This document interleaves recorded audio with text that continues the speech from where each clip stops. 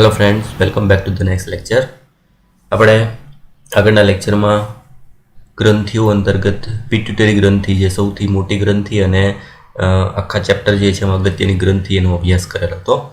આપણે એના પછીના ટેક્સ્ટ બુક પ્રમાણે જોઈએ તેના પછી ગ્રંથિ આવે છે પિનિયલ ગ્રંથિ, બરાબર. પણ પિનિયલ ગ્રંથિ બહુ નાની છે એટલે આપણે બે ગ્રંથિઓ સાથે ભણશું. એના પછીની ગ્રંથિ ધ થાઇરોઇડ ગ્લેન્ડ, બરાબર. મતલબ આખા ચેપ્ટરમાં બીજી અગત્યની જો કોઈ ગ્રંથિ હોય તો એ ગ્રંથિ આવશે થાઇરોઇડ ગ્રંથિ. એના વિશે આપણે અભ્યાસ કરશું, બરાબર. આગળના દિવસે જે છે તબિયત સારી ન હોવાને લીધે આપણે લેક્ચર નથી મૂકી શક્યા, એટલે આજે ફરીથી પાછા આ લેક્ચર જે છે એ કન્ટિન્યુ કરશું. અને આના પછીના લેક્ચર જે છે એમાં પિનિયલ ગ્રંથિ અને પેરાથાઇરોઇડ ગ્રંથિ બે નાની નાની ગ્રંથિઓ જે છે એને આપણે એકસાથે ભણી લેશું, બરાબર. એટલે ફરીથી પાછા આખા ચેપ્ટરમાં અગત્યની ગ્રંથિઓ જે છે એમાંની પહેલી પિટ્યુટરી, એના પછી બીજો નંબર કોઈ આપવો હોય તો આ ગ્રંથિ આવશે થાઇરોઇડ ગ્રંથિ. એના અંતઃસ્ત્રાવો અને દરેકે દરેક જે છે એના અંતઃસ્ત્રાવોના કાર્ય કયા કયા છે એ આપણે સમજી લેજો. સૌથી પહેલાં થાઇરોઇડ ગ્રંથિ સ્થાન. થાઇરોઇડ ગ્રંથિ જે છે એનું સ્થાન ક્યાં આવશે? થાઇરોઇડ ગ્રંથિના બે ખંડો જે છે એની બનેલી છે. એટલે સૌથી પહેલાં તો થાઇરોઇડ ગ્રંથિવાળા ભાગ જે છે એમાં બે ખંડો છે. જો આકૃતિ જોશો એટલે તમને ખ્યાલ આવશે કે આકૃતિમાં બે ભાગ આપેલા છે. આ જે ભાગ જે આપેલો છે આ એ થશે એક ખંડ, જ્યારે બીજી બાજુનો ભાગ જે છે આ થશે બીજો ખંડ. જેઓ શ્વાસનળીની બંને બાજુ પર સ્થિત છે, એટલે સ્થાન પણ આપેલું છે કે આ જે શ્વાસનળીવાળો ભાગ જે છે એની બે બાજુ એક એક ખંડ, મતલબ ગળાના ભાગમાં આવેલી હોય, ગળાના ભાગમાં શ્વાસનળી, શ્વાસનળીની બે બાજુ એક એક ખંડ જે છે એનો આવેલો હોય. બંને ખંડો પાતળા સંયોજક પેશીના પટ્ટાથી જોડાયેલ હોય છે, જેને સેતુ અથવા ઇસ્થમસ ઇંગ્લિશ નામ જે છે કહે છે. આ જે ભાગ જે છે વચ્ચેનો આટલો ભાગ જે છે એ પટ્ટા જેવો ભાગ એ શું થશે? એ ભાગ થશે સેતુ અથવા તો ઇસ્થમસ. એટલે આપણે એમાં નામદેશન આપી દઈએ. આ જે ભાગ જે છે એ થશે સેતુ અથવા ઇંગ્લિશ નામ પણ સાથે યાદ રાખજો, ઇસ્થમસ, બરાબર. એ થશે બંને ખંડો જે છે એને જોડતો ભાગ. એટલે આવી રીતે શ્વાસનળી જે છે એની બંને બાજુએ આવેલી રચના બે ખંડોમાં, અને આ જે ભાગ આપેલો છે આ ભાગ જે તમને દેખાય છે વક્ષ બાજુનો ભાગ છે. બે ખંડો અને બંને ખંડોને જોડતો ભાગ એટલે સેતુ અથવા ઇસ્થમસ. હવે થાઇરોઇડ ગ્રંથિ પુટિકાઓ અને આધાર પેશીઓ સ્ટ્રોંગ ટિશ્યુ જે છે એની બનેલી હોય છે. એટલે આપણે એની અંદરની આડછેદ જે છે લઈએ, આપણે થાઇરોઇડ ગ્રંથિવાળો ભાગ જે છે એનો આડો છેદ લઈએ અંદરના બાજુના ભાગમાં જે છે આ ભાગ, દાખલા તરીકે આ ભાગ જે છે એને આપણે અંદરની બાજુ જોઈએ તો અંદરની બાજુ કેટલીક જે છે પુટિકાઓ આવેલી છે. આ જે ભાગ રાઉન્ડ દર્શાવ્યો છે એ ભાગ કહેવાય પુટિકાઓ.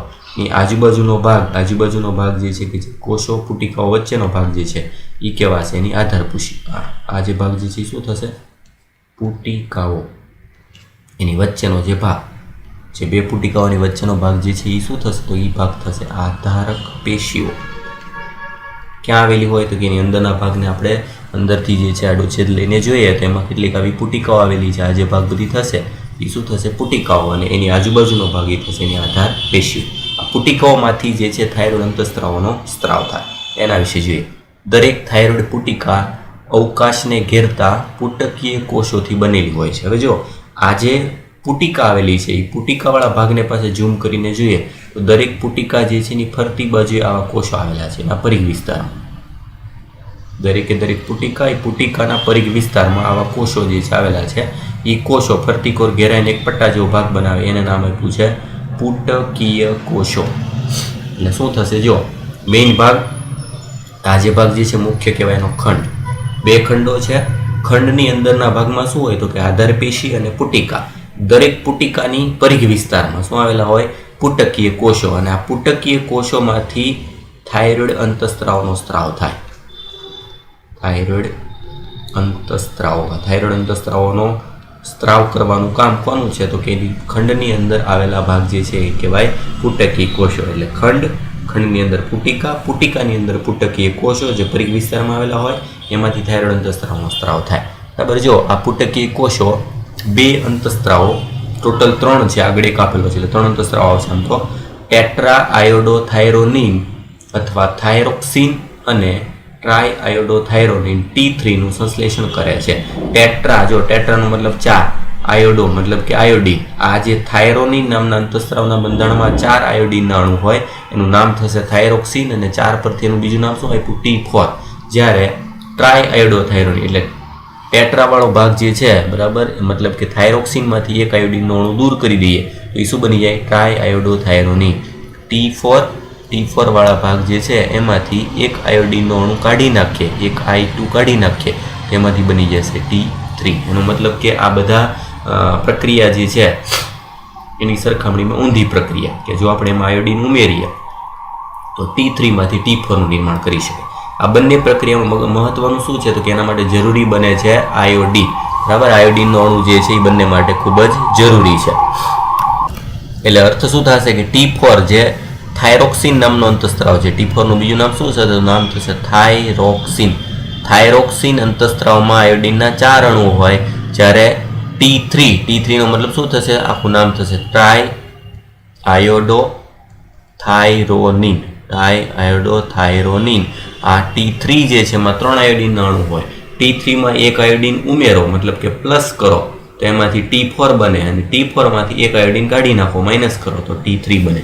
આ બંને કન્વર્જેશન કરવા માટે મહત્વનું રસાયણ હોય તો એ રસાયણ કયું છે તો કે એ રસાયણ છે આયોડિન. મતલબ કે એના માટે ખૂબ જ આયોડિન જરૂરી છે. આમ થાઇરોઇડના અંતસ્ત્રાવ સંશ્લેષણના સામાન્ય દર માટે આયોડિન અનિવાર્ય છે. મતલબ આ ગ્રંથિ માટે અગત્યનું પરિબળ હોય તો એ ગ્રંથિ માટે અગત્યનું પરિબળ શું થશે તો કે પરિબળ થશે આયોડિન. મતલબ જેટલું આયોડિન જે છે એ ઘટતું હશે એટલા અંતસ્ત્રાવો જે છે એ ઘટશે. બરાબર, એટલે ખાસ સૌથી પહેલા એવું ખંડોની અંદર પુટિકાની અંદર આવેલા પુટિકી કોષોમાંથી 2 અંતસ્ત્રાવના નામ આપ્યા. એક થશે ટેટ્રા આયોડોથાયરોનિન અથવા એનું બીજું નામ થાઇરોક્સિન. T4 પરથી આવ્યું ટેટ્રા. બરાબર, અને બીજું નામ ટેટ્રામાંથી ખાલી શબ્દ આવી જાય ટ્રાય આયોડોથાયરોનિન અથવા બીજું નામ T3. બરાબર, અને આ બંને અંતસ્ત્રાવોના સંશ્લેષણ માટે અગત્યનું રસાયણ શું થશે? આયોડિન. બરાબર, એટલે આ થઈ ગઈ આકૃતિમાં નામ યાદ રાખવું છે. આપેલું છે સ્વરદંડ, જે આપણી સ્વર પેટી આવેલી હોય જેનાથી આપણે બોલી શકીએ છીએ. સ્વરદંડની એક્ઝેક્ટ નીચે અને શ્વાસનળીની બે બાજુ, બંને પાછું બાજુ આવેલા એક ખંડોને જોડતો ભાગ આ શું થશે? સેતુ જેવી રચના. બરાબર, અને આ ખંડની અંદર પુટિકાની અંદર આવેલા ફરતી બાજુ આવેલા પુટિકી કોષો, એમાંથી મુક્ત થયા અંતસ્ત્રાવ. બરાબર, આ થઈ ગયું એનું સ્થાન. હવે દરેક અંતસ્ત્રાવ જે છે એનું કાર્ય. એના પછી નેક્સ્ટ જો આપણા ખોરાકમાં આયોડિનની ઉણપના કારણે હાઇપોથાઇરોડિઝમ થાય છે. એટલે સૌથી પહેલાં તમે શબ્દ આવ્યો હાઇપો, અને થાઇરોઇડ ગ્રંથિનું કદ વધે છે, વિસ્તરણ થાય છે, જેને સામાન્ય રીતે ગોઈટર કહે છે. સૌથી મહત્વની બાબત સૌથી પહેલાં તો યાદ રાખજો આમાં કે બાયોલોજીમાં ક્યાંય પણ શબ્દ તમારે હાઇપો આવે, હાઇપો જે છે એનો મતલબ થાય ઓછું, અને એની સરખામણીમાં હાઇપર શબ્દ આવે, હાઇપર આવે વધુ અક્ષરો, એનો મતલબ થશે વધુ. બધી જગ્યાએ શબ્દ વપરાશે. બરાબર, જ્યાં શબ્દ આવતો હાઇપો શું આવ્યું જો હાઇપોથાઇરોડિઝમ. થાઇરોડિઝમ મતલબ થાઇરોઇડના અંતસ્ત્રાવનો ઓછો સ્ત્રાવ. થાઇરોઇડનો ઓછો સ્ત્રાવ કોના લીધે તો કે આયોડિનની ઉણપના લીધે. તમે એવું ભણી ગયા છો આગળના ધોરણમાં. આયોડિન શરીરમાં ઘટે તો આપણને ગોઈટર થાય. ગોઈટર શું છે તો કે આપણા થાઇરોઇડ ગ્રંથિનું કદ જે છે વધી જાય. તમે જોયું છે ચિત્ર કે ગળાના ભાગમાં ગાંઠ થયેલી હોય એવો ભાગ દેખાય. ભાગ કયો થશે? ગોઈટર. બરાબર, એટલે હાઇપોથાઇરોડિઝમ એમાં પહેલું ઉદાહરણ જે છે આવશે ગોઈટર. સાથે ગર્ભધારણ દરમિયાન, મતલબ કે જે માતા પ્રેગ્નન્ટ હોય એના ગર્ભાશયમાં બાળક વિકસતું હોય, એને જો હાઇપોથાઇરોડિઝમ હોય, મતલબ કે એને જો થાઇરોઇડનો સ્ત્રાવ ઘટતો હોય, આયોડિનની ઉણપ એને આવે, તેના લીધે ઉછરતા બાળકનો વિકાસ અને પરિપક્વતા કુંઠિત વૃદ્ધિ થાય. કુંઠિત વૃદ્ધિ માટે શબ્દ આવ્યો છે આ ક્રેટિનિઝમ. એટલે આ શબ્દ યાદ રાખજો, આ લક્ષણો છે. બરાબર, એનો શબ્દ નામ શું છે? ક્રિટિનિઝમ. ક્રિટિનિઝમ જે છે એનો મતલબ શું છે તો કે યાદ રાખજો, વિકસતા બાળકમાં થાઇરોઇડ અંતસ્ત્રાવની ઉણપ. થાઇરોઇડ અંતસ્ત્રાવની ઉણપ એટલે કે એનો મતલબ ઉણપ છે એટલે થાઇરોઇડ અંતસ્ત્રાવનો સ્ત્રાવ ઓછો કહેવાય કે વધારે? તો ઉણપ છે એટલે ઓછું. એટલે આ શું કહેવાય? એક પ્રકારનું હાઇપોથાઇરોડિઝમ. એટલે એનો મતલબ શું થાય જો કે જે બાળકમાં હાઇપોથાઇરોડિઝમ થાય તો એને જે રોગ થાય છે એનું નામ શું છે? ક્રિટિનિઝમ. અને આની આ જ વસ્તુ જે છે પુખ્તમાં થાય. પુખ્ત વ્યક્તિ હોય, બરાબર, પુખ્ત વ્યક્તિમાં હાઇપોથાઇરોડિઝમ થશે. હાઇપોથાઇરોડિઝમ એક પ્રકાર. એનો અર્થ શું છે? હાઇપોથાઇરોડિઝમમાં આવ્યું આયોડિનની ઉણપ. અને આયોડિનની ઉણપના લીધે થતો રોગ તેનું નામ થશે ખાલી ગોઈટર. ગોઈટર પુખ્ત વ્યક્તિ જે છે એમાં જોવા મળે, જ્યારે આની આ જ વસ્તુ વિકસતા બાળકમાં હોય તેનું નામ થશે ક્રિટિનિઝમ અથવા તો ક્રેટિનિઝમ. ક્રેટિનિઝમના લક્ષણો કયા કયા છે જુઓ તો સામાન્ય જે બાળકનો વિકાસ હોય એ અટકી જાય, ખામીયુક્ત વિકાસ થશે, માનસિક મંદતા એનું મગજ જે છે એનો વિકાસ ઓછો થશે, નીચો બુદ્ધિ આંક એનો આપણે આઈક્યુ લેવલ જે કહીએ છીએ આઈક્યુ લેવલ ઓછી હશે, અસામાન્ય ત્વચા મતલબ કે એની ચામડી હોય નોર્મલી બાળક જન્મે ત્યારે પારદર્શી જેવી પાતળી હોય, આ બાળક જે છે એમાં ચામડી જાડી હશે અને બેરા મૂંગા પણ, કારણ કે મગજનો વિકાસ જે છે રૂંધાય એટલે એના લીધે બેરા મૂંગા પણ બંને જે છે તરફ દોરી જાય. બરાબર, આ બધા લક્ષણો જે છે ધરાવતું બાળક એના નામ આપ્યું ક્રિટિનિઝમ. ક્રિટિનિઝમ સાથે સંકળાયેલું બાળક જે છે એમાં આ બધા લક્ષણો જોવા મળે. એનું મેઇન કારણ શું છે કે જ્યારે બાળક વિકસતું હોય ગર્ભધારણ સ્થિતિમાં હોય ત્યારે ગર્ભાશયમાં એ માતાને ઓછા પ્રમાણમાં જે છે થાઇરોઇડ અંતઃસ્રાવ મળ્યા હોય અથવા તેને આયોડિનની ઉણપ હોય છે. એટલે આપણે સામાન્ય રીતે એવું કહેતા હોય છે કે જે માતા જે પ્રેગ્નન્ટ હોય એને પણ પૂરતા પ્રમાણમાં પોષક તત્વો જે છે મળતા હોવા જોઈએ અને એને આયોડિન જે છે પણ મળતું રહેવું જરૂરી છે, કારણ કે એના લીધે થાઇરોઇડને લીધે ખાસ કરીને મગજનો વિકાસ જે છે એ યોગ્ય રીતે થતો જોવા મળતો હોય. હવે એની સરખામણીમાં સાથે જો પુખ્ત સ્ત્રી જે છે એમાં પુખ્ત સ્ત્રીમાં હાઇપોથાઇરોઇડિઝમના લીધે માસિક ચક્રમાં અનિયમિતતા આવે છે. જો સાથે પુખ્ત જે છે એમાં હાઇપોથાઇરોઇડિઝમ તો કીધું જ છે, પણ પુખ્ત હાઇપોથાઇરોઇડિઝમમાં પુખ્ત સ્ત્રી હોય, પુખ્ત વ્યક્તિ છે પણ પુખ્ત વ્યક્તિમાં સ્ત્રીઓમાં પુખ્ત વ્યક્તિમાં હાઇપોથાઇરોઇડિઝમ જે છે એમાં માસિક ચક્રમાં અનિયમિતતા જોવા મળે. માસિક ચક્રમાં અનિયમિતતાનો મતલબ શું છે? માસિક ચક્રમાં અનિયમિતતા, માસિક ચક્રમાં અનિયમિતતા મતલબ કે જે માસિક ચક્ર ચાલુ થવાનું હોય પુખ્તતાએ કે જેને નોર્મલી જે છે 1 મંથ 28 દિવસનું એક ચક્ર છે, એ ચક્રમાં અંતઃસ્ત્રાવો જે છે એની ઉણપ સર્જાય, અંતઃસ્ત્રાવો જે છે એની વધઘટ થઈ જાય. એટલે જે દર મહિને માસિક ચક્ર ચાલતું રહેવું જોઈએ એના બદલે માસિક ચક્ર જે છે વહેલા મોડું થવાની જે છે એમાં અસર થઈ શકે. આવું એટલે પુખ્ત સ્ત્રી શું કામ કીધું? કારણ કે પુખ્ત સ્ત્રીઓમાં જ માત્ર માસિક ચક્ર જે 14 વર્ષ કે 12-13 વર્ષ જે છે ત્યારથી માસિક ચક્ર ચાલુ થાય, તો ત્યારથી માંડી અને માસિક ચક્ર જે છે એ રેગ્યુલર ચાલતું હોય છે. જો એમાં હાઇપોથાઇરોઇડિઝમ હોય મતલબ થાઇરોઇડ અંતઃસ્રાવોની ઉણપ હોય તેના લીધે એનું માસિક ચક્ર જે છે એ પણ અરેગ્યુલર થઈ શકે. બરાબર, બાકી આપણે પ્રજનન તંત્ર હજી ભણશું ત્યારે માસિક ચક્ર વિશે ડિટેલમાં ત્યારે ભણશું. બરાબર, એટલે કયા કયા ભાગ એવા ખાસ હાઇપો હોય તો ઓછો સ્ત્રાવ, હાઇપર હોય તો વધુ સ્ત્રાવ. અત્યાર સુધી આપણે જે ભણ્યા છે બધા ઓછા સ્ત્રાવવાળા જ હજુ ભણ્યા છે. ક્રિટિનિઝમ એટલે કે બાળક જે છે એમાં જોવા મળતો એક ભાગ ક્રિટિનિઝમ બાળકો જે છે એમાં હાઇપોથાઇરોઇડિઝમના લીધે જોવા મળે. પુખ્તમાં હાઇપોથાઇરોઇડિઝમ જે છે એમાં ગોઈટર જોવા મળે અને સ્ત્રીઓ જે છે એમાં માસિક ચક્રમાં અનિયમિતતા જોવા મળે છે. બીજું એનાથી ઊંધું હોય, જો થાઇરોઇડ ગ્રંથિનું કેન્સરના કારણે અથવા થાઇરોઇડ ગ્રંથિના ગાંઠના વિકાસના કારણે થાઇરોઇડ અંતઃસ્ત્રાવોનો સંશ્લેષણ અને એના સ્ત્રાવનો દર અસામાન્ય ઉચ્ચ સ્તરે પહોંચી જાય છે. એટલે હવે જે શબ્દ આવ્યો છે એનાથી વિરુદ્ધ છે. એમાં તો પહેલાં તો 2 શબ્દ લીધા છે, બંને શબ્દ જે છે એનો અર્થ સમજાવી દઉં. એક તો કીધું છે થાઇરોઇડ ગ્રંથિનું કેન્સર, થાઇરોઇડ ગ્રંથિના કેન્સર માટે એક શબ્દ છે થાઇરોઇડ ગ્રંથિનું કેન્સર. થાઇરોઇડ ગ્રંથિનું કેન્સરમાં થાઇરોઇડ ગ્રંથિ જે છે બરાબર એનું કદ વધી જાય એના માટે એક શબ્દ છે હશીમોટો ડિઝીઝ. હશીમોટો ડિઝીઝ જાપાનીઝ નામ છે એટલે એના જેવો જાપાની વૈજ્ઞાનિકના નામ પરથી હશીમોટો ડિઝીઝ. હશીમોટો ડિઝીઝ જે છે એ શેના સાથે સંકળાયેલું છે? એમાં થાઇરોઇડ ગ્રંથિનું કેન્સર, થાઇરોઇડ ગ્રંથિનું કદ જે છે ખૂબ જ વધી જાય અને આ એક પ્રકારનો ઓટો ઇમ્યુન ડિઝીઝ છે. Autoimmune disease. Autoimmune ડિઝીઝનો મતલબ થશે કે જેમાં આપણું પ્રતિકારક તંત્ર થાઇરોઇડ ગ્રંથિ ઉપર એટેક કરે અને એમાં શું થશે તો કે થાઇરોઇડના ગ્રંથિ જે છે એના કોષોને નાશ કરે છે. થાઇરોઇડ કોષોનો નાશ કરે, થાઇરોઇડના કોષોનો નાશ, થાઇરોઇડના કોષોનો નાશ કરતો એક ભાગ એ શું નામ આવશે? હશીમોટો ડિઝીઝ. બરાબર, ઓટો ઇમ્યુન ડિઝીઝ છે મતલબ કે આપણું પ્રતિકારક તંત્ર આમાં જે છે આપણા શરીર ઉપર એટેક કરે છે. એટલે એક પ્રકારનો સ્વપ્રતિરક્ષા રોગ તરીકે પણ ગુજરાતીમાં કહી શકાય, આપણે ડિટેલમાં ભણશું. બરાબર, આવું થવાથી કે અથવા તો થાઇરોઇડ ગ્રંથિના અંતઃસ્રાવનું સંશ્લેષણ વધી જાય, બરાબર, એનો દર જે હોય એના કરતાં ઉચ્ચ સ્તરે પહોંચી જાય તો એ સ્થિતિનું નામ શું આપ્યું? જો હાઇપર થાઇરોઇડિઝમ. જ્યાં હાઇપો તો એની જગ્યાએ આવી ગયો હાઇપર થાઇરોઇડિઝમ, જે શરીરની દેહધાર્મિક ક્રિયાઓ પર વિપરીત અસર કરે છે. જેની અસર થવી જોઈએ એના કરતાં ખરાબ અસર થવા માંડે. વિપરીત અસર જે છે એનો મતલબ શું થશે? એટલે કે થાઇરોઇડ અંતઃસ્ત્રાવોનું વધુ પ્રમાણ, હાઇપરનો મતલબ શું થાય, થાઇરોઇડ અંતઃસ્ત્રાવોનું વધુ પ્રમાણ હોય કે વધુ પ્રમાણના લીધે પણ આપણા શરીરની જે દેહધાર્મી ક્રિયાઓ થતી હોય એમાં પર વિપરીત અસર થાય, યોગ્ય દરે જે બધું ચાલતું હોય એ ચાલે નહીં. હવે આપણે સમજી લઈએ કે થાઇરોઇડ ગ્રંથિના લીધે કઈ કઈ ક્રિયાઓ યોગ્ય રીતે થતી હોય, બરાબર. એટલે એ પહેલાં ફરીથી પાછું રિવાઇઝ કરી લઈએ. આમાં એક એક લાઇન જે છે, એક એક શબ્દ ઇમ્પોર્ટન્ટ છે, એના પરથી જે છે ક્વેશ્ચન બધા પૂછાય છે. એટલે સૌથી પહેલાં આવ્યું હાઇપોથાઇરોઇડિઝમ, જેમાં આયોડિનની ઉણપના લીધે થાય છે ગોઈટર. ઉપરાંત ગર્ભધારણવાળા ભાગ જે છે એમાં હાઇપોથાઇરોઇડિઝમ થાય, મતલબ થાઇરોઇડનો અંતઃસ્ત્રાવ ઘટે, તેને લીધે બાળક ખામીયુક્ત વિકસે. ખામીયુક્ત વિકસતા બાળકનું શું નામ આપ્યું, ક્રેટિનિઝમ અથવા ક્રેટિનિઝમ, જેમાં બાળક જે છે એમાં હાઇપોથાઇરોઇડિઝમ જોવા મળે.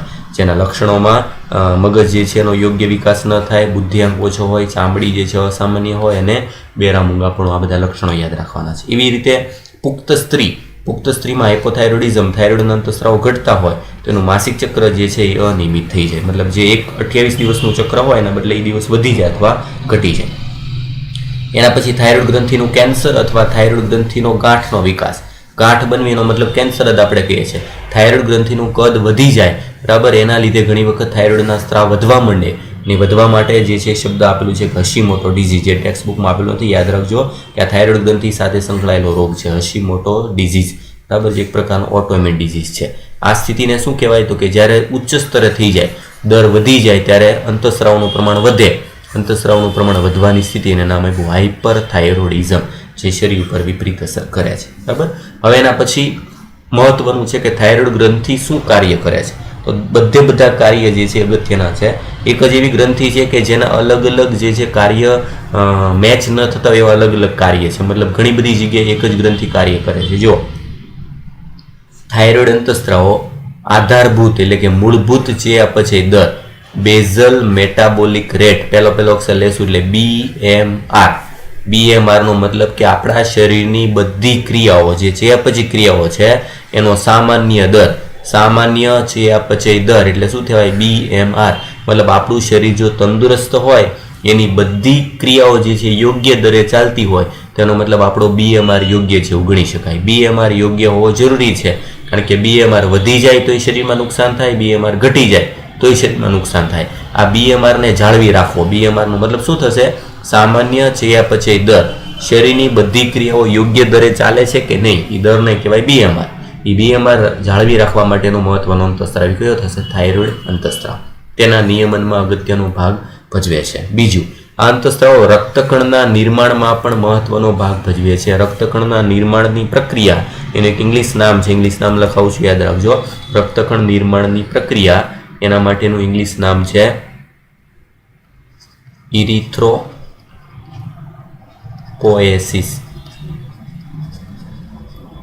આખું નામ શું થશે, ઇરિથ્રોપોએસિસ. ઇરિથ્રોપોએસિસનો મતલબ રક્તકણ નિર્માણની પ્રક્રિયા. એ પ્રક્રિયા મતલબ શરીરમાં રક્તકણો નિર્માણ કરવા માટે પણ અંતઃસ્ત્રાવ જે છે એ જવાબદાર છે. શરીરમાં જે રક્તકણો નવા બને છે, રક્તકણો બનાવવાનું કાર્ય પણ આનું થશે. થાઇરોઇડ અંતઃસ્ત્રાવો કાર્બોદિત, પ્રોટીન અને ચરબીના ચયાપચયનું નિયંત્રણ કરે છે. મતલબ આપણા શરીરમાં શક્તિ જે છે, ઉર્જા રૂપાંતરણની પ્રક્રિયા જાળવે છે. કાર્બોદિત આવી ગયું, પ્રોટીન આવી ગયું અને ચરબી આવી ગયું, ત્રણેયનું ચયાપચય. કાર્બોદિત શક્તિનો સ્ત્રોત છે, પ્રોટીન શરીરનો બંધારણી ઘટક છે અને ચરબી આપણા શરીર જે છે એમાં ચામડી જે છે એને ભીની રાખવી અને સાથે એક સંગ્રાહક સ્ત્રોત તરીકે વર્તે. આ ત્રણેયને ચયાપચય કરવું, મતલબ એનું જે છે શ્વસન કરવું કે એનું જે છે તોડવું, એ ક્રિયાનું નિયમન કરવાનું કાર્ય થાઇરોઇડ અંતઃસ્ત્રાવ કરશે. સાથે સાથે પાણી અને ઇલેક્ટ્રોલાઇટ એટલે પાણી અને તત્વોનું સમતોલન પણ થાઇરોઇડ અંતઃસ્ત્રાવ દ્વારા અસર પામી જળવાય છે. જો બધી દિશામાં બધી કાર્યમાં એક વિવિધતા છે. જેમ કે પહેલા એવું BMR રેટ, પછી બીજું એવું રક્તકણો નિર્માણ કરવા રુધિર સાથે સંકળાયેલું છે. કાર્બોદિત, પ્રોટીન, ચરબીનું ચયાપચય કરવું એ પણ અલગ છે. પાણી અને ઇલેક્ટ્રોલાઇટ, પાણીના તત્વો શરીરમાં જાળવી રાખવા એ પણ એનું કાર્ય છે. સાથે સાથે થાઇરોઇડ ગ્રંથિ થાઇરોકેલ્સિટોનિન, ત્રીજો અંતઃસ્ત્રાવ, જો ટૂંકું નામ TCT યાદ રાખજો. આગળ બે આવી ગયા T4 અને T3. ત્રીજો અંતઃસ્ત્રાવ કયો છે, થાઇરોકેલ્સિટોનિન. કેલ્સી પરથી નામ ખબર પડી જાય કે આ કેલ્શિયમનું પ્રમાણ સાથે સંકળાયેલું છે. TCT નામનો પ્રોટીન અંતઃસ્ત્રાવ પણ સ્ત્રાવ કરે છે, જે રુધિરમાં કેલ્શિયમનું પ્રમાણ જાળવી રાખે છે. કેલ્શિયમનું પ્રમાણ અને સાથે સાથે ફોસ્ફેટનું પ્રમાણ જે છે પણ જાળવી રાખવાનું કાર્ય કરે છે. એટલે આમાં એક્સ્ટ્રા લખાવી દઉં, કેલ્શિયમ કેલ્શિયમ અને ફોસ્ફેટ, કેલ્શિયમની સાથે સાથે ફોસ્ફેટ પણ, કેલ્શિયમ અને ફોસ્ફેટનું પ્રમાણ રુધિરમાં ઘટાડી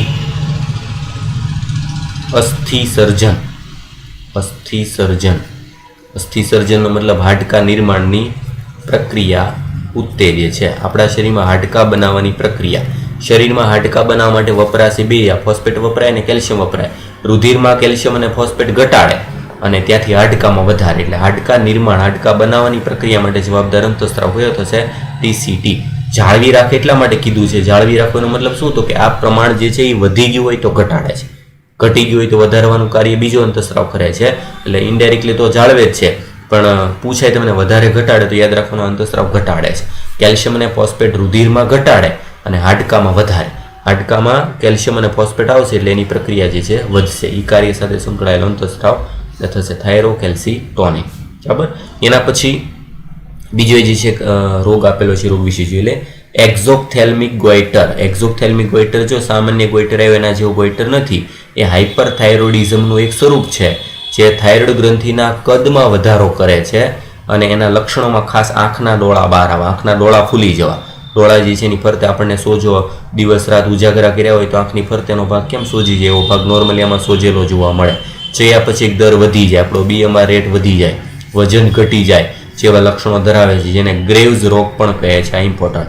ગ્રેવ્સ રોગવાળો ભાગ જે છે એ પણ આગળ એની જેમ જ એક પ્રકારનો એ ઓટો ઇમ્યુન ડિઝીઝ છે. બંનેમાં તફાવત એટલો જ છે કે આ જે છે એમાં શરીરમાં અંતઃસ્ત્રાવનું પ્રમાણ વધી જાય, બરાબર, એક પ્રકારનું હાઇપરથાઇરોઇડિઝમ છે. અને હશીમોટો ડિઝીઝ જે છે એમાં આપણા શરીરમાં જે થાઇરોઇડના કોષો એનો નાશ કરી નાખે. ગ્રેવ્સ રોગ પણ એક પ્રકારનો ઇમ્યુનિટી સંબંધિત રોગ જ જે છે થશે. ખાસ યાદ રાખવાનું, આગળ જે ગોઈટર આવ્યો તો એ હાઇપોથાઇરોઇડિઝમ હતું અને એક્ઝોથેલ્મિક ગોઈટર જે છે જેનું બીજું નામ ગ્રેવ્સ રોગ, એ હાઇપરથાઇરોઇડિઝમ જે છે એનું ઉદાહરણ છે. બરાબર. ખાસ એના લક્ષણો યાદ રાખવાના છે. એટલે આવી રીતે આપણે ચાર્ટ સ્વરૂપે જે છે સમજી લઈએ આખો ભાગ જે છે એની સમરી ટૂંકમાં, કે જેટલા અંતઃસ્ત્રાવો જે છે એ દરેકનું કાર્ય અને દરેક અંતઃસ્ત્રાવો જે છે એ કઈ રીતે કયા ભાગ સાથે સંકળાયેલા છે, એટલે એના વિશે ટૂંકમાં ચાર્ટ દર્શાવી દઉં. જો સૌથી પહેલાં થાઇરોઇડ અંતઃસ્ત્રાવો. તો થાઇરોઇડ અંતઃસ્ત્રાવો જે છે ટોટલ કેટલા છે? 3 અંતઃસ્ત્રાવો. પહેલો અંતઃસ્ત્રાવ છે થાઇરોક્સિન, જેનું બીજું નામ છે T4 એટલે કે ટેટ્રા આયોડો થાઇરોનિન. બીજો અંતઃસ્ત્રાવ છે T3 એટલે કે ટ્રાય આયોડો થાઇરોનિન, ટૂંકું નામ T3. અને ત્રીજો અંતઃસ્ત્રાવ છે TCT, થાઇરોકેલ્સીટોનિન એટલે કે TCT. 3 અંતઃસ્ત્રાવો જે છે એના અલગ અલગ કાર્ય છે. એમાં થાઇરોક્સિન અને T3 અને થાઇરોકેલ્સીટોનિન, પહેલા 2 અંતઃસ્ત્રાવો માટે આયોડિન જે છે એની હાજરી ખૂબ જ જરૂરી છે. અને આ પરથી કેલ્શિયમ જે છે એની સાથે સંકળાયેલો અંતઃસ્ત્રાવ. થાઇરોઇડના ટોટલ જે છે આવા 3 અંતઃસ્ત્રાવો. જો અંતઃસ્ત્રાવોનો સ્ત્રાવ વધે તેના માટે શબ્દ છે હાઇપરથાઇરોઇડિઝમ. સ્ત્રાવ વધે તો એને કહેવાય હાઇપરથાઇરોઇડિઝમ. અને આ બધાનો સ્ત્રાવ ઘટે તેના માટે શબ્દ આવશે હાઇપોથાઇરોઇડિઝમ.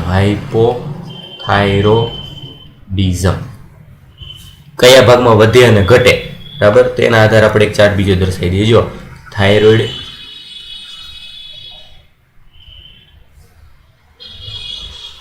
એને સંબંધિત ખામી જે છે એમાં સૌથી પહેલા થાઇરોઇડ સંબંધિત અનિયમિતતાઓ. ઘણી બધી અનિયમિતતાઓ છે પણ તમારે જે ટેક્સ્ટ બુકમાં આપેલી છે એ ખાલી યાદ રાખવાની છે. તો મુખ્ય 2 પ્રકાર પડે. 2 પ્રકાર કયા? એક પ્રકાર જે છે સ્ત્રાવ ઘટે